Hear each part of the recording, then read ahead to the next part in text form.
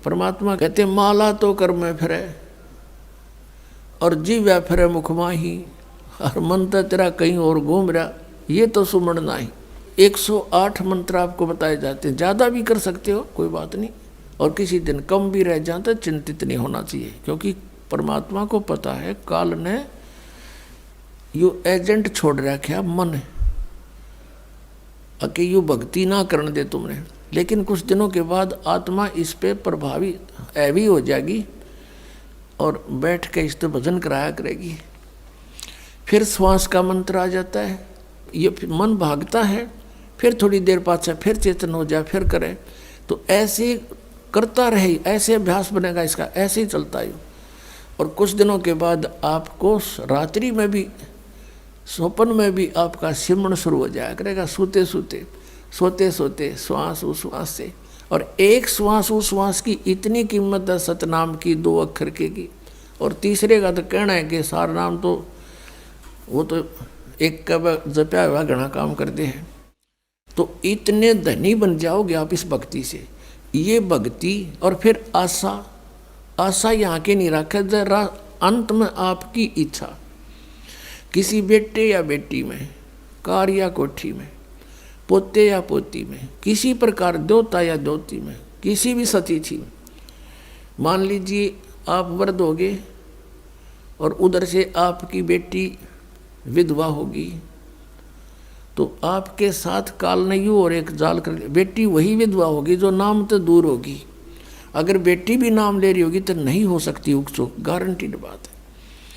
और ऐसा हो जाता है तो फिर आपके मन में काल पैदा करेगा प्रेरणा, बता क्या होगा बेटी का, क्या होगा बेटी का।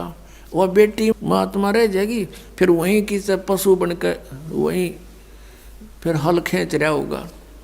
एक किसान था, परमात्मा की आत्मा था, कहते हैं जो जन मेरी शरण है।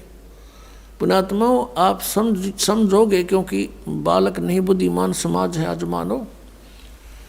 किसी का बालक बिगड़ जाए, बेटा या बेटी, उस माता पिता से पूछ कर देखो वो कितना दुखी रहता। सपने में भी उसको ये चिंता बनी रहती है कि किस प्रकार मेरा बच्चा फिर से लाइन पकड़ जाए, उसके लिए कितना दुखी होता है। और हम उस परम पिता के बच्चे, उसी के बेटा बेटी हम, और वो हमारे, हम कितने बिगड़ गए, बिगड़ के यहाँ आगे इस काल का फंस गए। अब ये हमारी रेल बना रहा है सबकी, ब्रांड मट्टी के रखी यहाँ पर, ले लिए टिंडे हमने इसके साथ आकर के।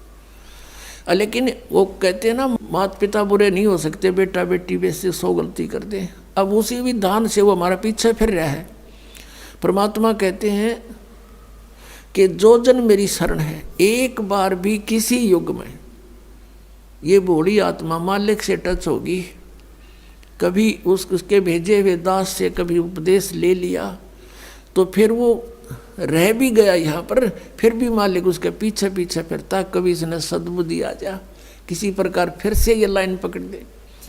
तो ऐसा ही एक किसान था। अब उसके पास परमात्मा गए और उसे राम रमी करी, क्योंकि पिछला संस्कार जो होता है उसमें गुण होते हैं।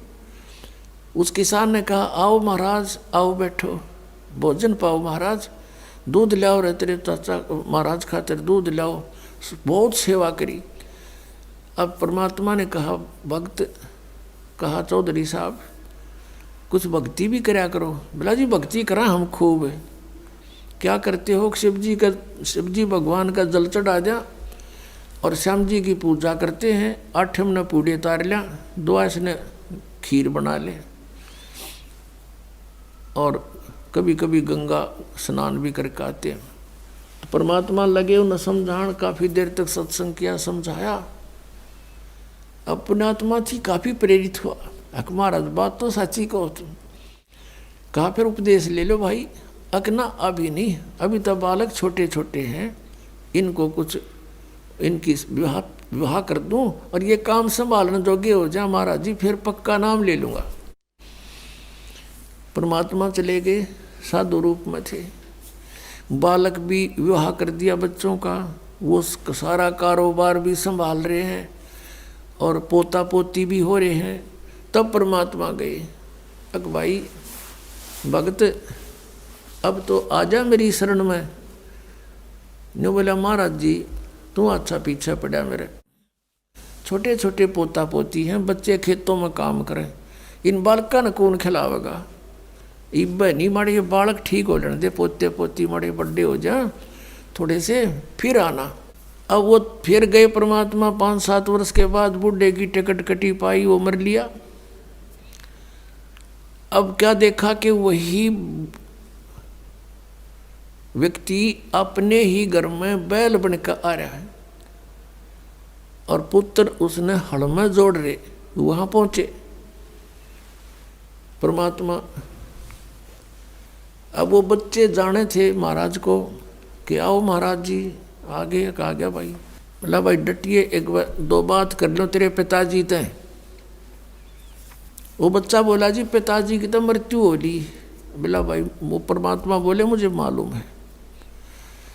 अब उस बैल के पास गया, कान में कुछ मंत्र से बोले। वो उसने तो मंत्र लागे थे, परमात्मा उसकी भाषा में बोल रहा था। तो बैल ने अंदर से बोल तो वो नहीं सके था, अंदर की भाषा भी जानते हैं मालिक। अब उसने कहा बाबा, परमात्मा ने कहा रहा ईब तो आ जा मेरी शरण में, तेरा यो शरीर छुटवा दूंगा यहीं पर और तुझे मनुष्य जन्म दिवा दूंगा। तो नो कह महाराज जी तू जा अपना काम करे। अब मेरी जगह पे कोई और बैल आ गया और काम ठीक ना करेगा तो मेरे बड़का का टोटा नहीं हो जाएगा। अब परमात्मा चले गए, भाई ठीक है। कुछ दिनों के बाद क्या हो गया कि वो बैल वाला शरीर भी छूटना ही था, कभी ना कभी मृत्यु होगी। फिर वो बन गया सर्प। अब सांप बन के इसको याद आती है कि कुछ पैसे जब दबा रखे हैं मैंने, धन पहले जमीन में छुपा दिया करते, चोरी के डरते हैं। चांदी के सिक्के, सोने के जेवरात, आभूषण जमीन में दाब दिया करते। बूढ़ा मर जा बतान पावे को नहीं, फिर वो सर्प बन के आया करे ना, रह गए उड़ा कहे हमारा सर्प आवे है।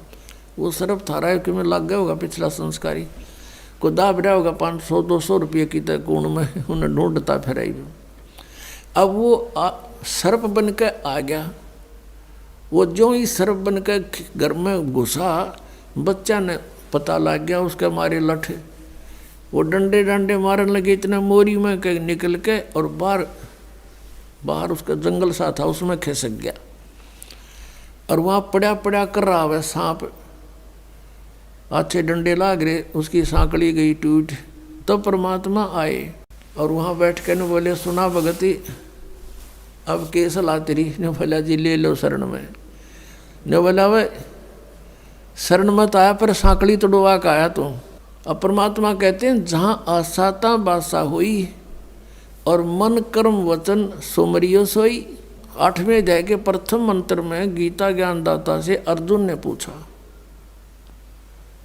कि प्रभु आपने जो 7वें अध्याय के 29वें श्लोक में जिस तत्परम के बारे में, अध्यात्म ज्ञान के बारे में, सभी कर्मों के बारे में जो बताया है कि उसके जानने के बाद प्राणी की ओर जरा और मरण से छूटने का ही प्रयत्न करता है। जरा माने बुढ़ापा और मरण माने मृत्यु। ये बुढ़ापा सबसे बड़ा कहर है इस प्राणी के ऊपर, मनुष्य के ऊपर। अपने अपतमाओं कदे बूढ़े बूढ़े घबरा जा, अब घबराइयो ना तुम, क्योंकि ईब मालिक का नाम लिए पाछे आपको इतना सारा मिलेगा, सत्कर मान लियो, आपको पता भी नहीं चलेगा ये बुढ़ापा है या आप युवा हो। दिखण में बुढ़ापा होगा लेकिन कष्ट नहीं आने देगा दाता, और थोड़ा बहुत आता है तो तुरंत ठीक करेगा। कति ये गारंटीड बात समझ लेना। इस जब पूरी मर्यादा में आप रहोगे, ध्यान से भक्ति करोगे, और वृद्ध अवस्था में आदमी घनी भक्ति करेगा। उसने तो अपना धरा दिखा टाइम की भाई के बरा कब बात बन जा, और वो भक्ति खूब करता है। ये दास एक बार सत्संग कर रहा था मनोरपुर गांव में, और उनका जो पिताजी था वो था तो अच्छी आत्मा का, लेकिन वो ये ज्ञान नहीं था बेचा किसी को भी।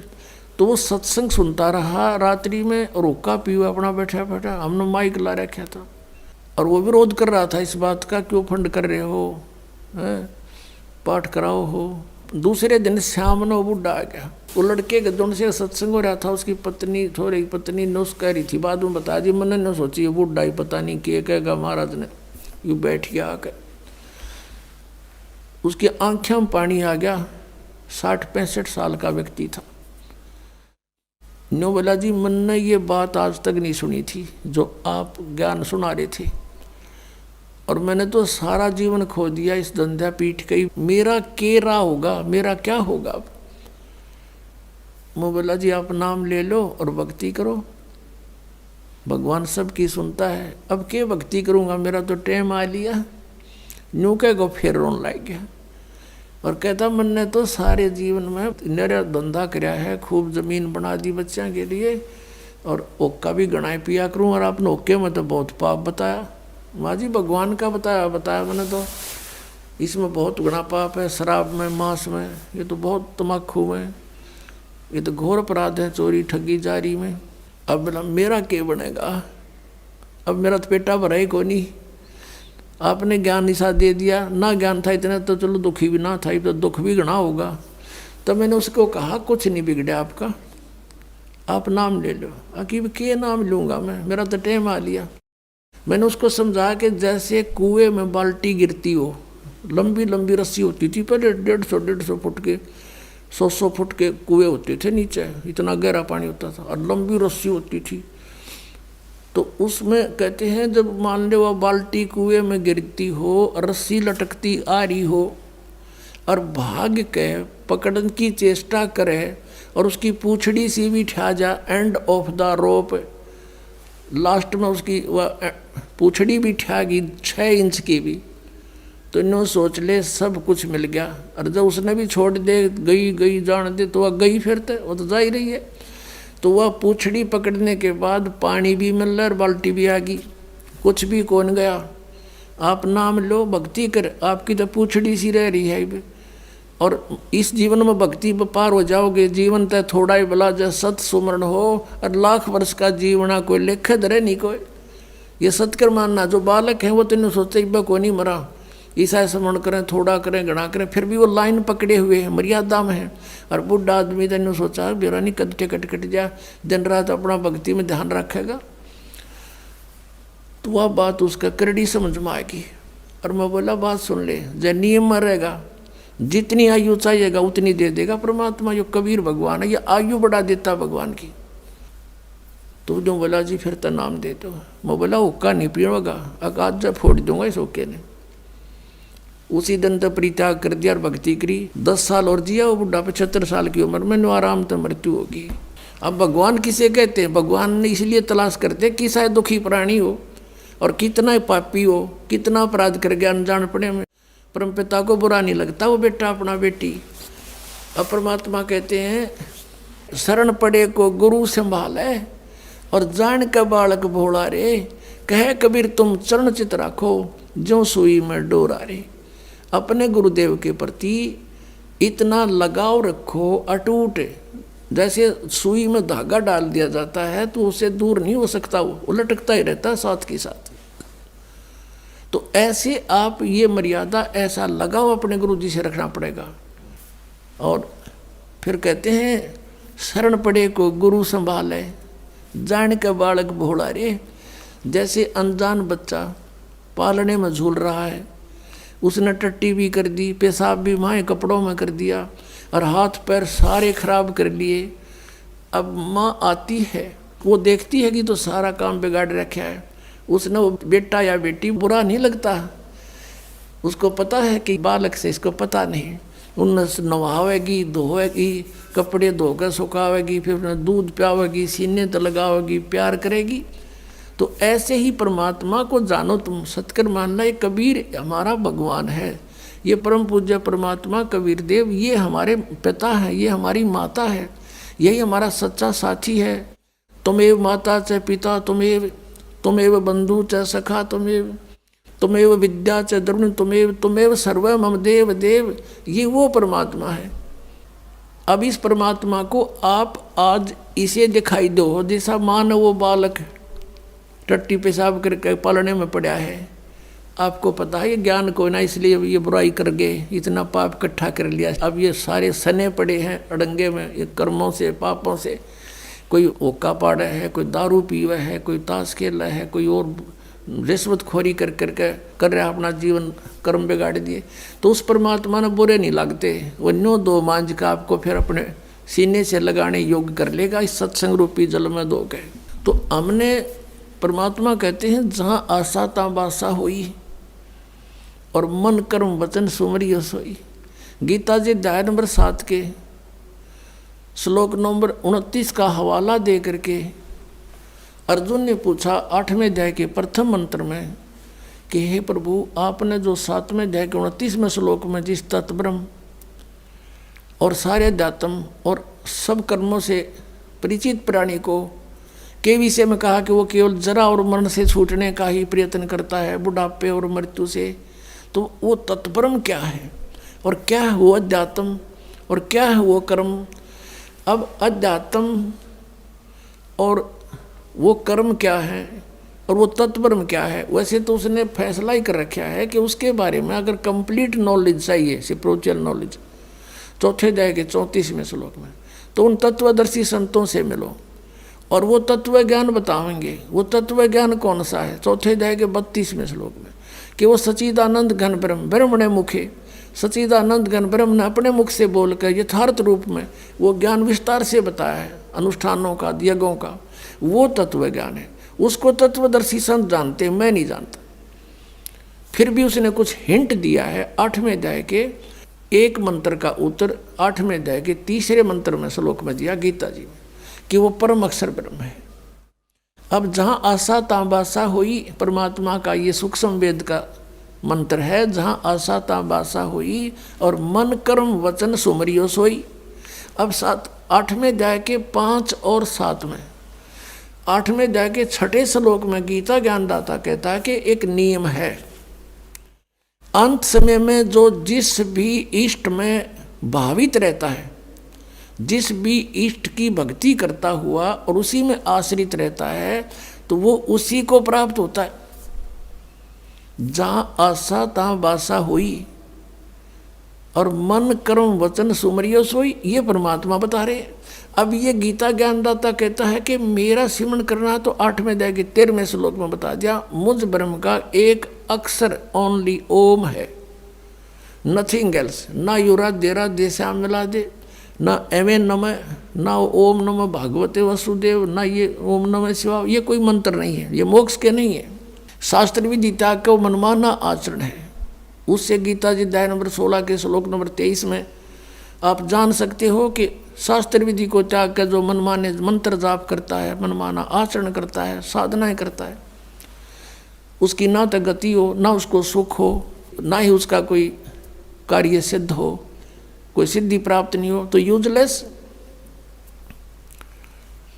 तो यहाँ 8वें अध्याय के 5 और 7 में गीता ज्ञानदाता कहता है मेरी भक्ति कर, मुझे प्राप्त होगा। लेकिन यहाँ शांति नहीं हो सकती, युद्ध करना पड़ेगा। और 18वें अध्याय के 62वें श्लोक में बता दिया कि यदि तुझे शांति चाहिए तो सर्वभाव से उस परमेश्वर की शरण में जा। किसकी? जो परम अक्षर ब्रह्म अभी 8वें अध्याय के 3रे श्लोक में बताया, उसकी कृपा से तू परम शांति को और सनातन परम धाम को प्राप्त होगा। और उसका मंत्र क्या, वो तत्वदर्शी संत बताएंगे। इसने हिंट दिया थोड़ा सा 17वें अध्याय के 23वें श्लोक में कि ओम तत्सत इति निर्देश ब्रह्मण तिर्वेद समर्थ है। ब्रह्मण माने सच्चिदानंद घन ब्रह्म का ओम तत्सत, ये 3 प्रकार का मंत्र है। इसका निर्देश है, निर्देश में कोई और अग्रम अग्रम खत्म हो जाती है, फाइनल डायरेक्शन है, नथिंग एल्स। तो पुण्यात्मा 8वें अध्याय के 8, 9, 10 श्लोक में कहा है कि यदि तूने उस परमात्मा के पास जाना है तो उसी तरह मन कर्म वचन से उसकी भक्ति कर।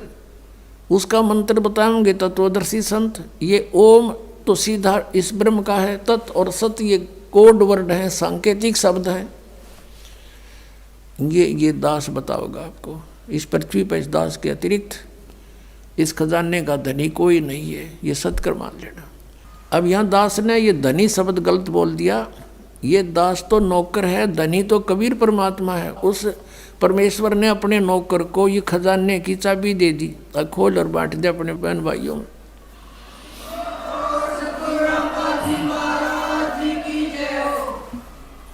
अब इसको प्राप्त करो और भक्ति। अब जैसे वहाँ कैसे जाया जाएगा, आशा भी वहाँ की हो कि नहीं, ये मन मान लो।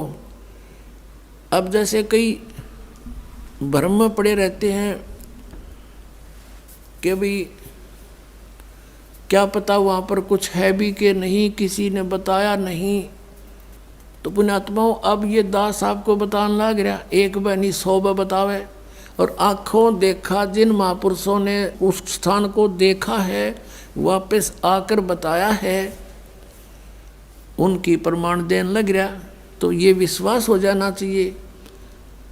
और फिर जब ये पक्का विश्वास हो जाएगा कि वहाँ हम सुखी होंगे, और जैसे ये राधा स्वामी और जितने भी और पंथ से सब ये कहे हैं, वहाँ सतलोक में परमात्मा नहीं है। परमात्मा तो है पर उसका आकार कुछ नहीं, प्रकाश ही प्रकाश है, प्रकाश ही प्रकाश, ऐसा है प्रकाश। जब वहाँ भगवान है दी से, यहाँ पर आमी से, वहाँ पर अनाथ हुआ, अनाथ यहाँ पर, फिर वहाँ क्या करेंगे? कहते हैं वहाँ अमर पद में जाकर आत्मा अमर आनंद लेती है और जल में मिलकर जल का रूप हो जाती है। फिर टट्टू आनंद लिया जब डूबी का मृगी जाते ही, वह आनंद क्या लेंगे, वो कहाँ लेंगे, कैसे लेंगे आनंद वो? अब ऐसा आनंद है जैसे यहाँ कोई आदमी दुखी हो रहा हो, कोई कोर्ड से, कष्ट से, तो घर वाले भी नो क्या कर रहे, भगवान यू मर जाए तो सुखी हो जा। और मेरे पास हो गया सुखी, फिर गधा बन गया, बता के सुख होया उसने। तो ऐसी थ्योरी इन पंथों वाले की हैं जो भगवान को निराकार प्रकाश प्रकाश बता रहे हैं और उसमें डूब के मरने की सलाह दे रहे हैं। तो क्या रुचि बनेगी वहाँ जाने की? बन सके किसी की? वो बनावटी बातें हैं ये। वो झुंड के झुंड इकट्ठे हो रहे हैं क्योंकि आत्मा भगवान बना रह नहीं सकती। वो इसलिए सोच रही है शायद ये कह रहे सच्ची ये बात होंगी, पर वहाँ जान की नीत किसी की कोई ना, और साधन नहीं वहाँ पर जाने के। तो ये साधन हैं, ये मंत्र हैं, ये सब प्रमाणित हैं, शब्द सदग्रंथों में लिखे हुए हैं, शास्त्र अनुकूल साधना है। और जिन महापुरुषों ने भगवान की भक्ति करी उन्होंने भी यही मंत्र जाप किए। तो ये आपको भक्ति भक्ति करना शेष रह गया, ये अग्रम अग्रम खत्म होगी, शंका खत्म होगी आपकी। और जब तक शंका समाप्त नहीं होती हम भक्ति कर ही नहीं सकते।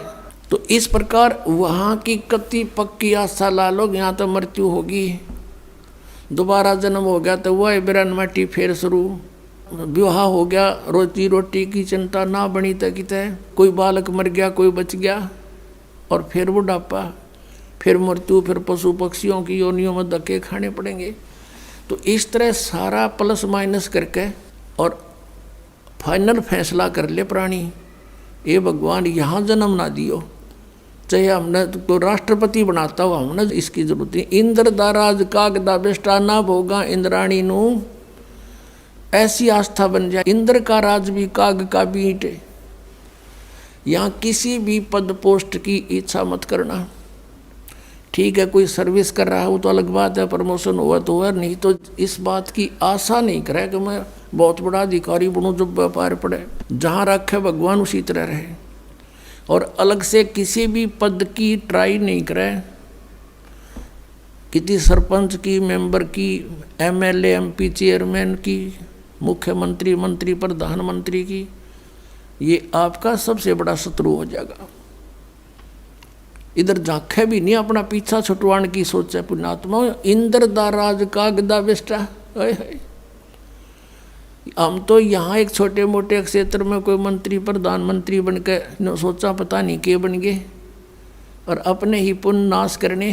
परमात्मा के स्वर्ग को जो सबसे उत्तम मानते थे, स्वर्ग को, उस स्वर्ग का राजा, वो राज की पदवी भी हमारे लिए तो उस सतलोक के सुख की तुलना में काग की बीट है,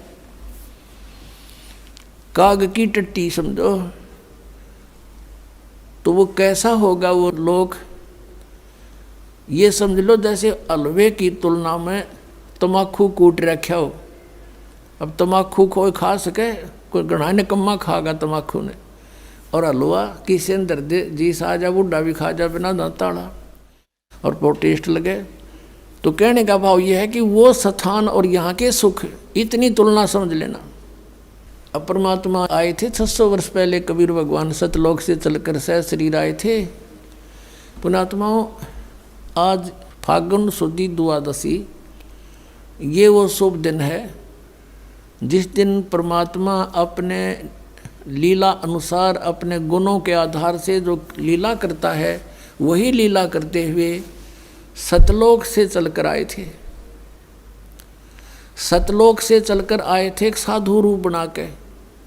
परमात्मा पूरे विश्व की, पूरे ब्रह्मांडों की 3 प्रकार के शरीर धारण करके सबकी देखभाल करता है, सबको संभालता है, केयर टेक करता है।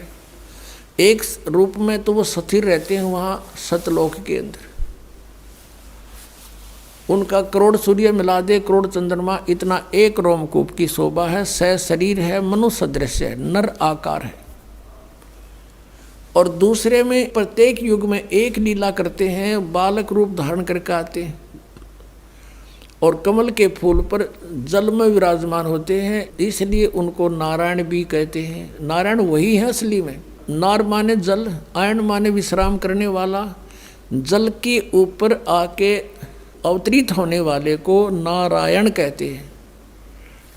वैसे तो एक का है प्रभुत है, बाकी ये छोटे सारे भगवान इन प्रभु के हैं, लेकिन वास्तव प्रभु वही है। नारायण वह है।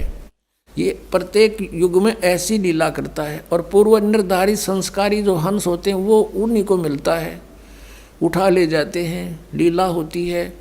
वो कुंवारी गाय का दूध पीता और कुछ अन्न नहीं खाता, ना कुछ दूसरा दूध पीता, कुंवारी गाय का दूध पीता है, ये लीला करता है। और ये वेद बताते हैं, और ये परमात्मा कबीर जी ने भी इसी युग में करके प्रमाण दे रखा है। तो वो दूसरी प्रकार का शरीर। और तीसरी प्रकार का जो शरीर परमात्मा धारण करता है वो जिंदा यानी एक साधु रूप में आता है।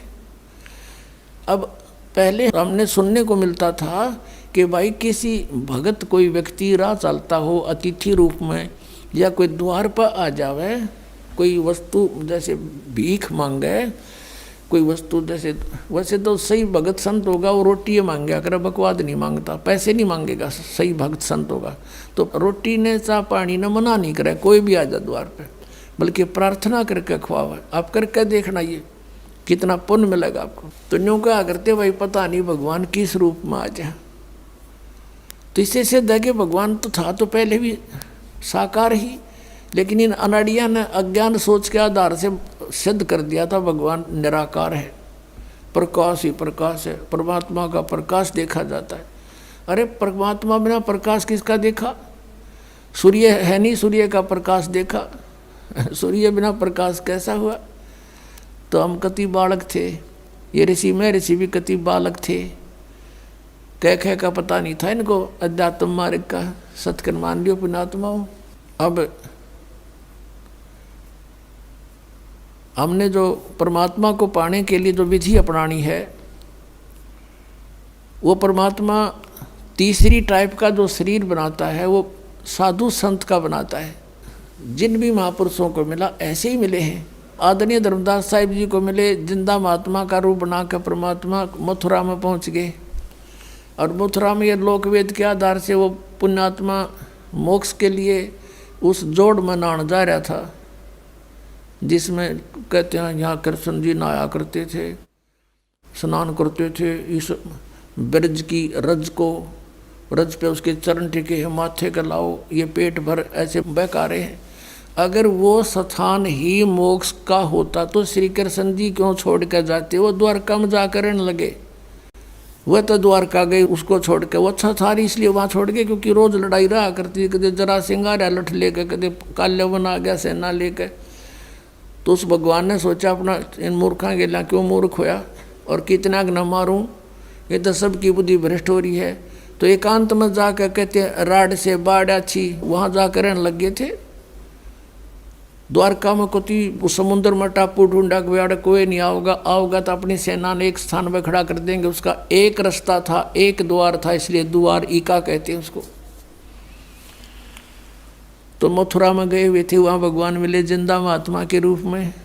जिंदा महात्मा होता मुसलमानों के अंदर, एक काला सा ओवरकोट पहनता, घुटनों से नीचे तक का एक कच्छा और एक टोप, ऐसी वेशभूषा वाले को जिंद महात्मा कहते, जिंदा। और इसी रूप में गरीबदास साहिब जी को मिले थे। आज के दिन खेतों में गऊ चरा रहे थे गरीबदास साहिब जी। 10 वर्ष के बालक थे, साथ में और भी कई बूढ़े, कई बुजुर्ग थे, कई अच्छी आयु के थे, कुछ जवान थे। ये सबसे छोटी उम्र के गरीबदास जी थे, 10 वर्ष के। और आदरणीय गरीबदास साहिब जी ये किसान परिवार में जाट जाति से थे। और वहाँ छुडानी में इनके नानके थे, इनके कोई मामा नहीं था गरीबदास जी के, जिस कारण से इनके पिताजी को वहाँ घर जमाई रखा गया था। ये मूल गांव इनका करौथा गांव है, रोहतक जिला में, जहाँ अपना आश्रम है। तो वहाँ ये वहीं जन्म हुआ था इनका। 10-12 वर्ष वहाँ रहते हुए हो गए थे इनके माता पिता को। तो वहाँ इनके ज़मीन बहुत थी, इनके नाना जी के लगभग 1400 एकड़ ज़मीन थी, 1400 किले। तो उसमें ज़्यादातर चरागाह बनाते थे, गौवें रखते थे, वही गौधन ही पाला करते थे। अपना गरीबदास जी भी उनके पाली जाते थे गवाले, और भी कुछ नौकर रखे हुए थे। कुछ वैसे गांव के अन्य व्यक्ति भी अपने गौओं को उन्हीं के खेतों में चराया करते थे। ऐसे कुल मिलाकर 10-20 पाली थे, गवाले थे। तो वहाँ परमात्मा सतलोक से चलकर आए साधु रूप बनाकर दिन के 10 बजे के आसपास। उसमें सभी एक जांडी के पेड़ के नीचे बैठ के खाना खा रहे थे पाली ग्वाले। परमात्मा आए, सतलोक से उतरे। उन्होंने देखा उस समय वो पैदल चले आ रहे थे।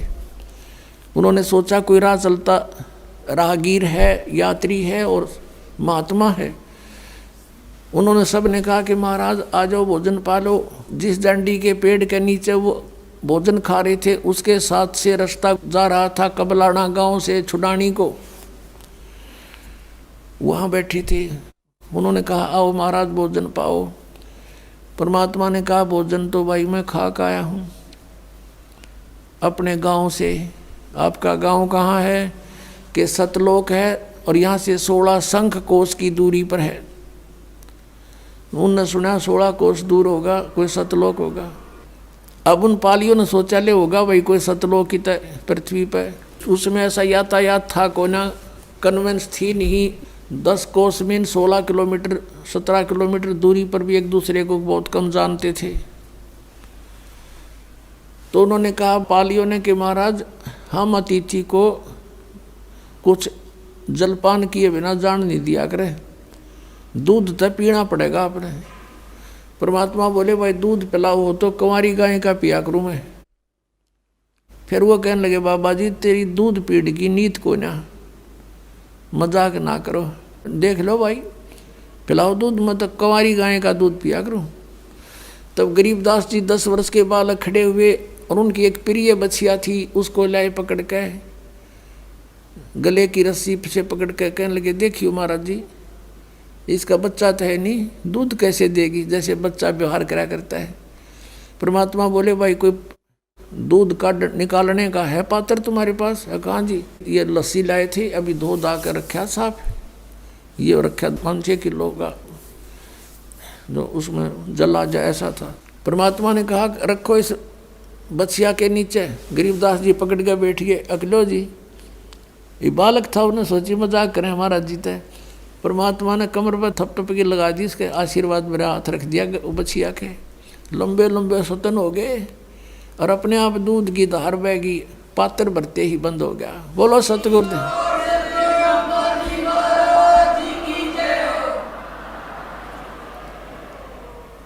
अब गरीबदास जी ने परमात्मा को दिया, कबीर परमेश्वर जी को, सतपुरुष को। कुछ परमात्मा ने पिया, फिर कहा ले भाई पालियो आ जाओ तुम भी पी लो। ये सतलोक से आया हुआ है, यहाँ का नहीं है। अब वो पाली बोले अब ना पीवे, ये जादू जंत्र का दूध है और तेरी के बेरा कौन सी जाति का है तो उसने छुआछात बहुत ज़्यादा थी। अब वो तो उठ कर चले गए। कहते सकल पदार्थ है जगमा ही कर्महीन नर पावत नाही। गरीबदास जी बोले ला मुझे दो महाराज, और पी गए गट गट। फिर अब वो तो अमृतारा सतलोक थे, वो अमृत पिए पाछा आदि आत्मा वैसे ही निर्मल हो जाती है। फिर ज्ञान सुनाया परमात्मा, उनकी आत्मा को सचखंड लेकर गए, सारे ब्रह्मांड दिखाए। और उसके बाद उधर से कुछ देर के बाद पालियों ने देखा, रहे वो बालक कहाँ बाबा जी कित गया। वो कहते हैं बाबा जी तो गया दिखे, और वो लड़का वो बैठा, लड़की का लड़का। आवाज़ लगाओ उसको, बुला लो, यहाँ पर अपनी सेवा करेगा, गऊओं को घेरेगा। आवाज़ लगाई, नहीं उठे। एक जने ने जाकर निकट से कहा, अरे भगत ए गरीबू आजा। और बिल्कुल साथ जाकर उसको पकड़ कर बोला, अरे भगत जी खड़ा हो, समाधि लाए बैठा। अब वो लुढ़क गया, क्योंकि आत्मा उसमें थी नहीं। सब ने चिंता होगी, सारे भाग कर आए, क्या हो गया क्या हो गया। अरे लड़की का लड़का मर गया, इकलौता पुत्र, अब वह लड़की मरेगी। हाहाकार मच गया, गांव में भागे आए 2 पाली, नगर में सन्नाटा छा गया, भागे गए। माता पिता बेहोश हो गए ये सुनते ही, पुत्र की मृत्यु सुनते ही। और वो गांव के लोगों का उधर चल पड़े, निकल कर वहाँ से लाई उठा करके। वहाँ लगे 5-4 घंटे उनको लाने ले जाने में, 7-8। शाम के समय उसका अंतिम संस्कार करने के लिए चिता पर रख दिया बालक के शरीर को। उधर से परमात्मा ने सारे ब्रह्मांड दिखा के, अपनी स्थिति से परिचित करवा के और सारा कुछ बता दिया। जैसे जब परमात्मा दूसरे रूप में, जिंदा के रूप में साथ गए गरीबदास जी के, और ऊपर अपने ही दूसरे रूप में जो 3 स्थिति में परमात्मा क्रिया करते हैं, 3 शरीर स्थिति से, तो वहाँ स्थिर स्थिति में जहाँ वो रहते हैं, उस एक बहुत बड़ा गुम्बद बना हुआ है, बहुत बड़ा, इस पूरी पृथ्वी से भी के जितना, और उसके सेंटर में मालिक विराजमान है। पृथ्वी तो ऐसे गोल है, वो ऐसे प्लेन है, ये ऐसा समझ लो। अब वहाँ बैठे भगवान नीचे से गए थे जिंदा के रूप में, तो परमेश्वर ने अपने ही दूसरे रूप पर चंवर करना शुरू किया। गरीबदास जी ने सोचा, वे बाबा जी तो यहाँ का कोई इनका नौकर है, सेवक है, और ये बैठा भगवान तय, कितना सुथरा, सारी तेजों में शरीर हो, बहुत अच्छा। इतने में क्या हुआ, वो तेजों में शरीर जिसके एक रोमकूप में करोड़ सूर्य करोड़ चंद्रमा मिला दे, वो रोशनी भी फीकी रहे, वो खड़ा हुआ, और उसके स्थान पर वो नीचे से गया हुआ जिंदा वाला शरीर रूप वहाँ बैठा, और वो चंवर करे, वो तेजों में शरीर खड़ा होकर के। अब गरीबदास जी देखा, भी बाबा जी भी आंडी है गति, इसके ऊपर भगवान भी इसकी सेवा करे, ये कैसे भाई। बालक था, इतने संकल्प विकल्प हो रहे थे, इतने में वो तेजों में शरीर उसमें समा गए, जिंदा वाले महात्मा के शरीर। चंवर अपने आप ऊपर सेवा कर रहा है, ऑटोमेटिक, बगैर किसी सपोर्ट के। तब परमात्मा ने कहा कि बेटा, मैं असंग ब्रह्मांड का स्वामी हूँ, मैं कुल का मालिक हूँ, मेरा नाम कबीर है, और मैं काशी में 120 वर्ष रहा और अपना ज्ञान प्रचार किया। लेकिन मेरे ही बच्चों को काल ने अपने पाले में खड़ा कर रखा है। किसी को तो ब्राह्मण बना दिया, किसी को मुल्ला काजी बना दिया हैं, और किसी को ऋषि मंडलेश्वर झूठे पद दे के ये मेरे दुश्मन बना दिए बेटा, मेरे ही बच्चों को। और फिर गरीबदास जी ने कहा, महाराज जी मैंने यहीं रख लो, क्योंकि मालिक ने बताया कोट जन्म तन भ्रमत हो गए, कुछ नहीं हाथ लगा रहे, सारी सृष्टि रचना सुनाई, और तुम यहाँ रहा करते। देखो गरीबदास, ये सारे मकान खाली पड़े, वो जितने वहाँ धक्के खाते अंडे एक एक झोंपड़ी में गुजारा कर रहे हैं, और यहाँ इनके ये सब मकान खाली पड़े हैं।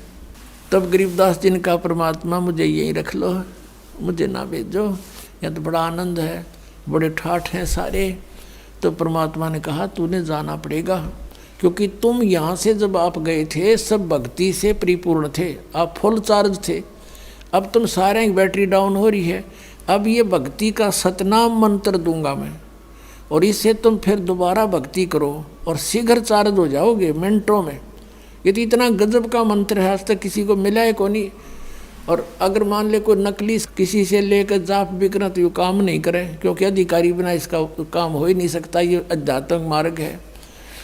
तो अब तुम जाओ और अपने भाई बहनों को समझाओ जाके, तेरा परम कर्तव्य बनता है भाई बच्चा कि सबके अंधेरा हटा दे, सबको समझा दे। और उनको फिर गरीबदास जी ने कहा, भगवान वहाँ तो बहुत गुंडा लोग, तो डर लगन लग गया हमें उस गंदे लोग थे। अब वहाँ जाने के बाद अपने माता पिता, भाई बहन, आने वाले पुत्र पुत्रियाँ, उन सब का ज्ञान होता है कि ये कैसे हमारे साथ जुड़े हैं। कभी कोई कुछ था, कभी मैंने उसका ऐसा लिया था, उसका आज देने आ रहा है, वो सारा ज्ञान हो जाता है। तब यहाँ रुचि ना बनती आत्मा की। बहुत कुछ कहा गरीबदास ने कि भगवान वहाँ तो कभी सारा झूठा जुगाड़ है, रख लो मेरे दाता। परमात्मा ने कहा बेटा ऐसे नहीं रखा जा सकता, आप जाओ स्वयं भी भक्ति करो। ये भगवान वहाँ भक्ति काल हमें कर नहीं देगा। ये तो बैठा देख कसाई वहाँ से दिखे नारा, 1 लाख मानुष शरीरधारी प्राणियों को नित खाता है, और यहाँ पर सबकी रेल बना रखी है। 1 मिनट की फुर्सत नहीं, एक पेट के लिए सारा दिन धक्के खा के करोड़ों पाप करके इंसान शाम को विश्राम करता है। तो परमात्मा ने कहा बेटा यूँ ऐसा मंत्र दे दिया, जब ही सतनाम हृदय धरो भयो पाप को नाश, जैसे चिंगारी अग्नि की बेटा पड़े पुराने घास। तो ढेर सारा घास हो, अब कितने पाप हो लिए तुम्हारे अनजानपने में, आगे ना करियो। तो जानबूझ के गलती करे वो तो फिर पिटाया करे।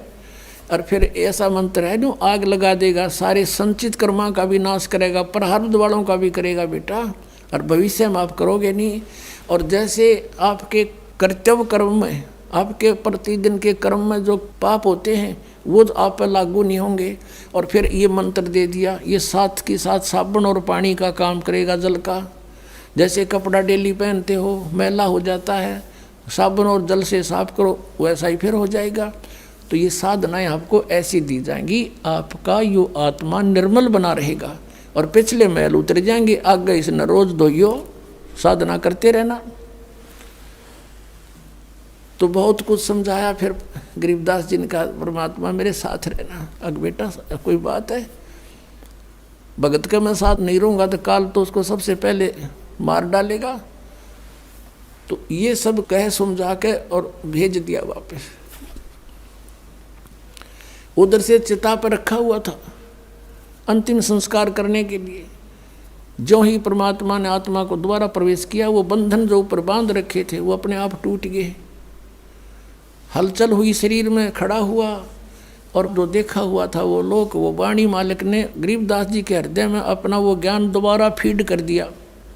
क्योंकि दाता को पता था कि काल के दूत मेरे मार्ग में आएंगे, मेरे ज्ञान को कुछ बिगाड़ देंगे, कबीर सागर वाले को। उसकी पूर्ति गरीबदास जी के द्वारा करवा दी परमात्मा ने।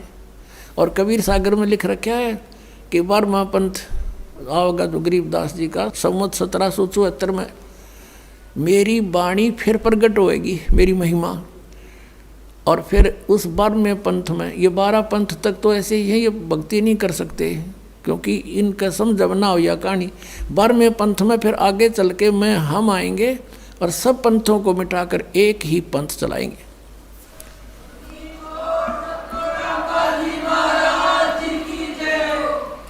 तो उसी आधार से गरीबदास साहिब जी के अंदर उन्होंने अपना यथार्थ ज्ञान दोबारा फीड किया। उन्होंने वो वाणी बोली, और एक गोपाल दास नाम के दादूपंथी एक भक्त ने, एक साधु ने वो लिपिबद्ध की, वो जो आज हमारे पास उपलब्ध है। अपनात्माओं परमात्मा आए थे 600 वर्ष पहले।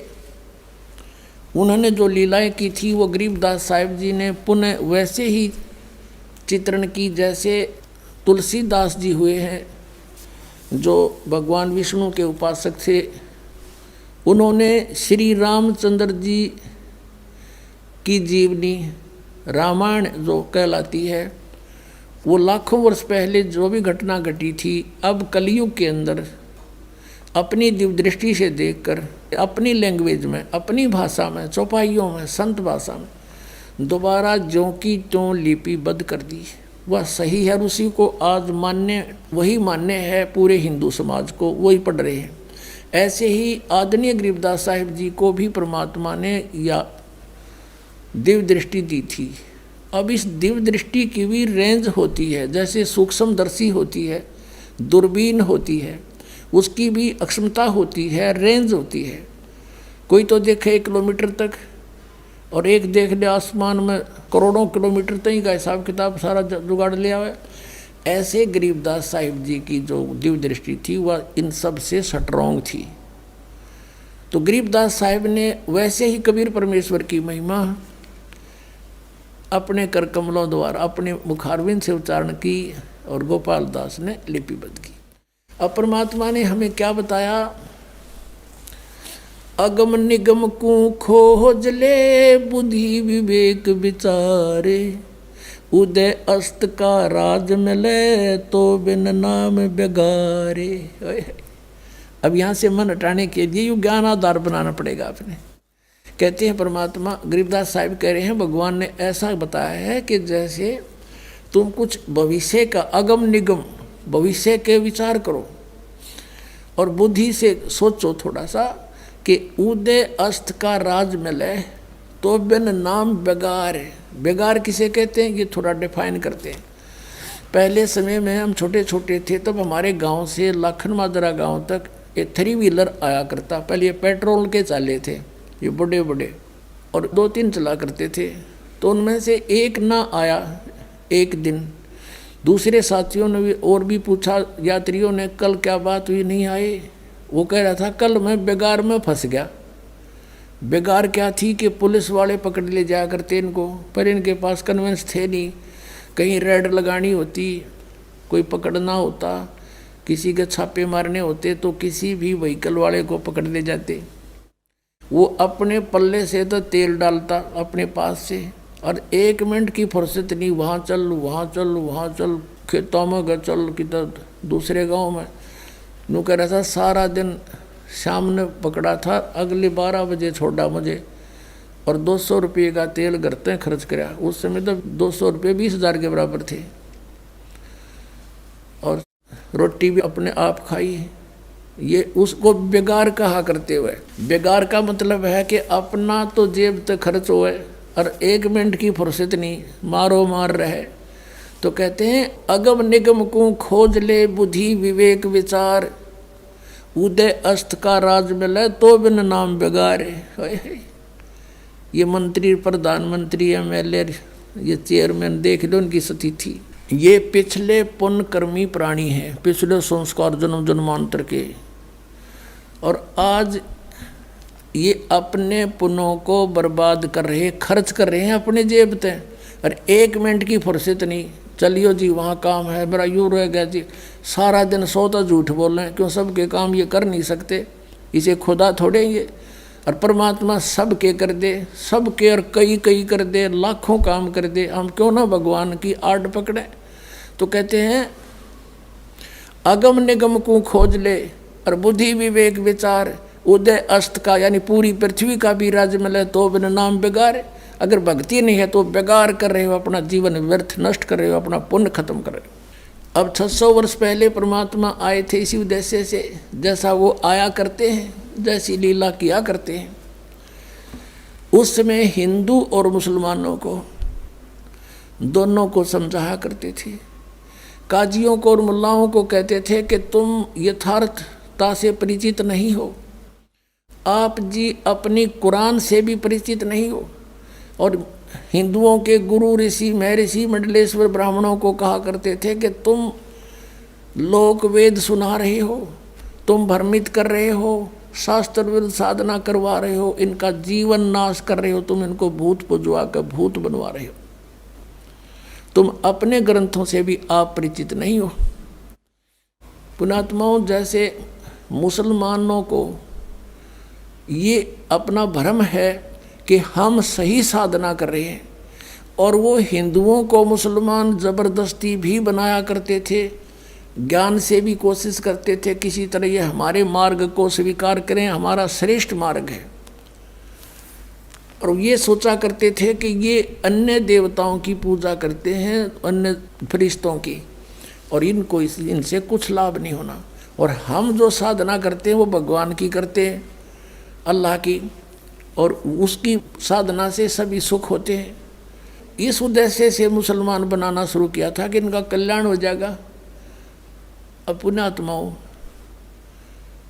अब कुरान शरीफ के अंदर सूरत फुरकानी है, उसका नंबर 25 है, और आयत नंबर 52 से लेकर 59 में जिस अल्लाह ने कुरान शरीफ का ज्ञान दिया वो मुसलमानों का गॉड है, वो उनका अल्लाह है, उनका परमात्मा है।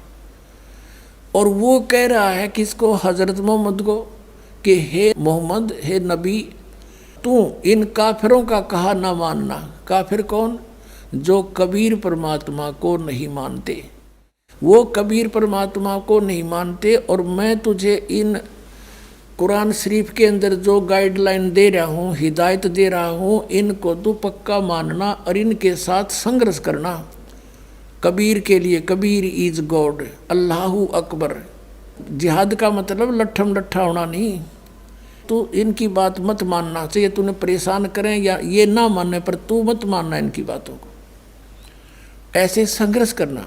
और कबीर परमात्मा है, ये मानते नहीं, तो इनकी बातों में मत आना। और ये कबीर वही है परमात्मा जिसने सारे ब्रह्मांडों की रचना की है, और ये पाप नाशक है। अपने बंदों के गुनाहों को खूब अच्छी तरह समझता है और उनके पाप नाश करता है।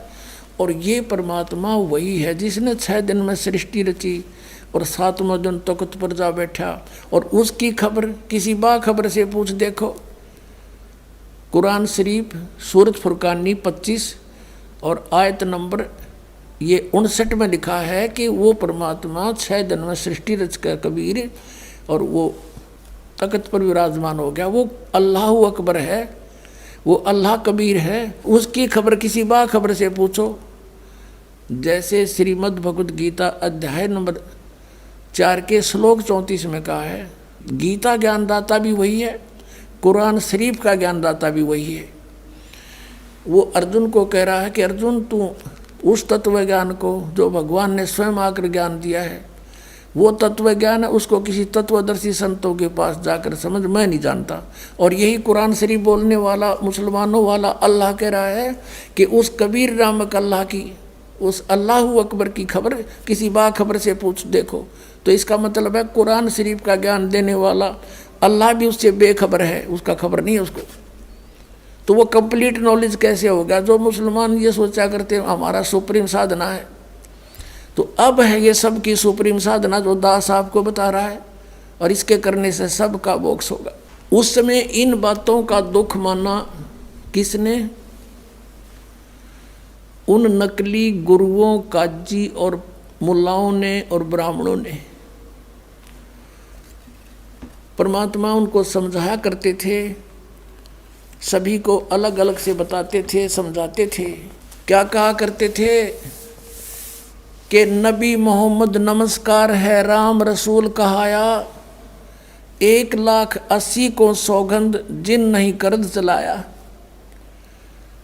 कबीर परमात्मा कहा करते थे कि तुम जिन महापुरुषों का नाम लेकर मांस खाते हो, गायें काटते हो, हत्याएं करते हो, मुर्गा काटते हो, बकरा काटते हो, भगवान ने कितना अच्छा आपको आहार दे रखा, काजू किस्मत सेब संतरे, और नहीं तो ये बाजरा ज्वार गेहूँ चने चावल कुछ भी खाओ, ये अड़ंगा क्यों खाते हो? तुम्हारे नबी ने, हजरत मोहम्मद ने कभी किसी की हिंसा नहीं की। कहते हैं वो तो आदरणीय महापुरुष थे। नबी मोहम्मद नमस्कार है, राम रसूल कहाया, और 1,80,000 को सौगंध जिन नहीं कर चलाया। हजरत मोहम्मद जी के 1,80,000 अनुयायी हुए थे जो कति पाक साफ थे। वो ब्याज तक भी नहीं लेते थे, जिहाद संघर्ष नहीं करते थे, किसी का कत्ल करना भी महापाप मानते थे। वो तो ऐसे महापुरुष थे। कहते हैं अरस कुरस पर अल्लाह तकत है, अरस कुरस पर आसमान के ऊपर अंतिम छोर पे अरस कुरस पर अल्लाह तकत है, भगवान का सिंहासन है, और खालिक बिन नहीं खाली। और वो पैगंबर पाक पुरुष थे साहिब के अब्दाली, जिन महापुरुषों की तुम आड़ लेकर दुनिया को भ्रमित कर रहे हो, मांस खिला रहे हो, पाप के भागी बना रहे हो, उन्होंने कभी मांस छुआ नहीं। कहते हैं हम मोहम्मद को वहाँ ले गए हो, कबीर साहब मिले थे उस प्यारी आत्मा हजरत मोहम्मद को, और उनको यहाँ एक मिनी सतलोक है परमात्मा का अलग से, जैसे राजदूत भवन होता है, तो वहाँ लेकर गए थे। तो वहाँ इसलिए रखते हैं जैसे जो आत्मा है यहाँ से ले गए वहाँ रख ली, अरे भी ये आ गया भक्ति युग, अब उसको जन्म दे देते हैं परमात्मा। अब ये छोटे छोटे बच्चे आने लग रहे हैं, बहुत पुण्यकर्मी प्राणी है जिनका आँखें आड़ा खुला आकर के, ये हंस है, वो परमात्मा ने स्टॉक रखा है यहाँ पर इस युग के लिए, इस समय के लिए। तो वहाँ ये कहते हैं इच्छा रूपी वहाँ नहीं रहे हो, उल्ट मोहम्मद महल पठाया, इस शरीर में वापस भेज दिया। और गुज बीरज एक कलमा लाया, कहते हैं उसने रोजा बंग नमाज दे रे, बिस्मल की नहीं बात कही रे। बताओ, उन्होंने वो ऊपर से जो आदेश लेकर आया था हजरत मोहम्मद, उसमें बिस्मल यानी गाय को काटना, मुर्गे को काटना, बकरे को काटना, इसको बिस्मल बोलते हैं। ये कहते हैं रोजा बंग और नमाज बताई थी उसने। रोजा माने व्रत, बंग जैसे ऊंचे शोर में आवाज करना, है भगवान हमारी अर्ज सुनना, इसको बंग बोलते हैं। और 5 वक्त की नमाज, कहते सिर्फ इतना आदेश था हजरत मोहम्मद का, ये मांस खाने का नहीं था। ये तो बाद में किसी फरिश्ते ने किसी में प्रवेश करके ये बकवाद गढ़ रखी है, उसने कभी नहीं कहा। जैसे हिंदू धर्म में कहीं देखिए किसी में भूत प्रवेश होकर ने कहा मैं बहरो बोलूँ हूँ, बकरा बनाओ, दारू पिलाओ, अब उसने शराब पिलावें और बकरा काटें, तो पाप शुरू करवा दिया। उस नालायक आत्मा जो भ्रमित है, भूत, उसने नाश करवा दिया। ऐसे ही वहाँ अगर कहीं मांस खाने का प्रावधान है तो उन महापुरुषों का नहीं है, ये किसी का। तो कहते हैं रोजा बंग नमाज दई रे, बिस्मल की नहीं बात कही रे, अरस कुरस पर अल्लाह तकत है खालिक बिन नहीं खाली, वह पैगंबर पाक पुरुष थे साहिब के अब्दाली। वो पवित्र आत्माएं परमात्मा की कृपा पात्र थे, वो परमात्मा के रसूल यानी पैगंबर बनकर आए थे। और उन्होंने ऐसा जुल्म करने को नहीं कहा जो तुम आज मन गढ़ंत कर रहे हो। ऐसे ही हिंदुओं को कहा करते थे कि तुम अपनी गीता से परिचित नहीं हो। गीता में तुम कहते हो श्री कृष्ण जी ने ऐसा बोला, श्री कृष्ण जी तो कहता मेरे तो जन्म और मृत्यु होते हैं, मैं तो नासवान हूँ। अगर तुम ये मानते हो श्री कृष्ण ने गीता बोली, और वो कहते हैं 18वें अध्याय के 62वें श्लोक में कि अर्जुन तू सर्वभाव से उस परमेश्वर की शरण में जा, उसकी कृपा से परम शांति को, सनातन परम धाम को प्राप्त होगा। तो परमात्मा ने कहा तुम मिसगाइड कर रहे हो, तुम्हारे वेदों और गीता में ये हरे कृष्ण राधे श्याम राधे राधे श्याम राधे ये मंत्र नहीं है, ये शास्त्र विदिता का मनमाना आचरण है।